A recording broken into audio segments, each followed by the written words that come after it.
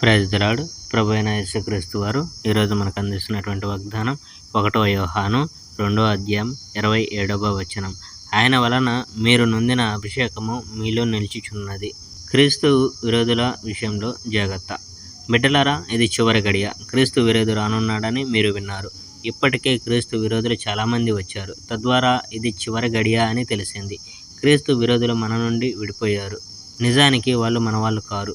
ఎందుకంటే వాళ్ళు మన వాళ్ళు అయినట్లే మనతోనే ఉండిపోయేవాళ్ళు. వాళ్ళు వెళ్ళిపోవడం వాళ్ళలో ఎవరూ మన వాళ్ళు కారని తెలుపుతుంది. కానీ దేవుడు మిమ్మల్ని అభిషేకించాడు. తద్వారా మీరంతా సత్యాన్ని గురించి తెలుసుకున్నారు. మీకు సత్యాన్ని గురించి తెలియదని భావించి నేను మీకు రాస్తున్నాను అనుకోకండి. సత్యాన్ని గురించి మీకు తెలుసు. పైగా సత్యం నుండి అసత్యం బయటకు రాదు. అసత్యం ఆడేవాడెవడు? యేసే క్రీస్తు కాదని అనేవాడు. అతడే క్రీస్తు విరోధి. అలాంటి వ్యక్తి తండ్రిని, కుమారుని నిరాకరిస్తాడు. కుమారుని నిరాకరించే వ్యక్తికి తండ్రి రక్షణ ఉండదు. కుమారుని అంగీకరించే వ్యక్తికి తండ్రి రక్షణ తోడుగా ఉంటుంది. మొదట మీరు విన్నవి మీలో ఉండిపోయేటట్టు చూసుకోండి.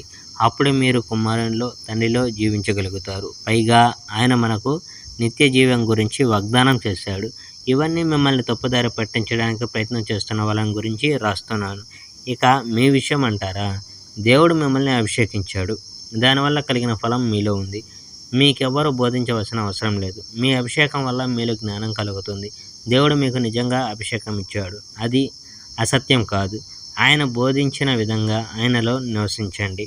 బిడ్డలారా, ఆయన ప్రత్యక్షమైనప్పుడు మనలో ధైర్యం ఉండేటట్టు, ఆయన సమక్షంలో సిగ్గుపడకుండా ఉండేటట్టు ఆయనలో జీవిస్తూ ఉండండి. ఆయన నీతిమంతుడని మీకు తెలిసి ఉంటే నీతిని అనుసరించే ప్రతి ఒక్కడు ఆయన నుండి జన్మించడని మీరు గ్రహిస్తారు. Praise the Lord. May God bless our India.